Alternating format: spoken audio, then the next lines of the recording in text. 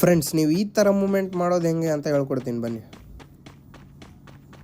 Okay friends, ಈ ವಿಡಿಯೋದಲ್ಲಿ ಆ ಥರ ಮೂಮೆಂಟ್ ಹೆಂಗೆ ಮಾಡ್ಬೇಕಂತ ನಾನು ಕಲಿಸ್ಕೊಡ್ತೀನಿ ಒಬ್ವಿಯಸ್ಲಿ. ಬಟ್ ಅದಕ್ಕಿಂತ ಇಂಪಾರ್ಟೆಂಟ್ ಏನಂದರೆ ಸಿಚುವೇಶನ್ನ ಅಂಡರ್ಸ್ಟ್ಯಾಂಡ್ ಮಾಡ್ಕೊಳೋದು. ಇಲ್ಲಾಂದರೆ ನಿಮ್ಮದು ಈ ಥರನೇ ಆಗುತ್ತೆ. ಓಕೆ ಫ್ರೆಂಡ್ಸ್, ಈಗ ಈ ವಿಡಿಯೋ ನೋಡಿದ ಕೂಡಲೇ ನಿಮಗೆ ಗೊತ್ತಾಯಿತು ಸಿಚುವೇಶನ್ ಕೂಡ ಇಂಪಾರ್ಟೆಂಟ್. ಸೊ ಇದು ಮೂಮೆಂಟ್ನ ಯಾವಾಗ ಮಾಡಬೇಕಪ್ಪ, ಅಗತ್ಯ ಇದ್ದಾಗ, ಸಿಚುವೇಶನ್ ಇದ್ದಾಗ ಅಷ್ಟೇ ಮಾಡಬೇಕು. ಸೊ ಇದನ್ನು ಹೆಂಗೆ ಮಾಡಬೇಕು, ಪ್ರಾಕ್ಟೀಸ್ ಹೆಂಗೆ ಮಾಡಬೇಕು ಅಂತ ಹೇಳ್ಕೊಡ್ತೀನಿ ನೋಡಿ. ಇಲ್ಲ ಲೈನ್ಸ್ ಇದಾವಲ್ಲ, ಈ ಓಸ್ಟ್ರು ಲೈನ್ಸಲ್ಲಿ ಯಾವುದಾದ್ರೂ 3 ಲೈನ್ಸ್ ಕನ್ಸಿಡರ್ ಮಾಡ್ಕೊಳ್ಳಿ. ಮಿಡ್ಲೊಂದು ಲೈನ್ ಉಳಿತೆ.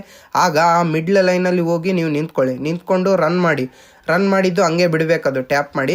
ಆ್ಯಂಡ್ ಮತ್ತೆ ಈಗ ರಿಟರ್ನ್ ಬರ್ತಿರಲ್ಲ, ಅದು ಬಾಕ್ಸ್ ಒಳಗಡೆನೆ ಬರಂಗ ನೀವು ಪ್ರಾಕ್ಟೀಸ್ ಮಾಡಬೇಕು. ಅಂದರೆ ಈಗ ಹೋದ್ರೆ ಅಪೋಸಿಟ್ ಹೋದ್ಕೂಳೆ ಮತ್ತೆ ರಿಟರ್ನ್ ಬರಬೇಕಲ್ಲ, ಅದು ಬಾಕ್ಸ್ ಒಳಗಡೆ ಬರಂಗನೇ ನೀವು ಪ್ರಾಕ್ಟೀಸ್ ಮಾಡಿ ನೋಡಿ. ಈ ಥರ ಇದರಲ್ಲಿ ಮತ್ತೆ ಲೆವೆಲ್ಸ್ ಬರುತ್ತೆ, 2 ಲೆವೆಲ್ಸ್. ಒಂದು ಸ್ಪೀಡ್ ಮಾಡಿದರೆ ಭಾಳ ಡಿಸ್ಟೆನ್ಸ್ ಆಗುತ್ತೆ, ಸ್ಲೋ ಮಾಡಿದರೆ ನಿಮ್ಮದು ಈ ಥರ ಕಾಣುತ್ತೆ ಎನಿಮಿಗೆ. ಸೊ ಅದು ಹೆಂಗಪ್ಪ ನಾವು ಲೆವೆಲ್ ಹೆಂಗೆ ಕಂಡುಹಿಡಿಬೇಕಂತಂದರೆ ಅದು ಕೂಡ ಹೇಳ್ಕೊಡ್ತೀನಿ ನೋಡಿ.